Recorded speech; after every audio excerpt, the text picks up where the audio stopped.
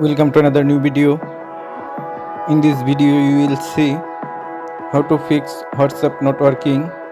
Please follow complete the process.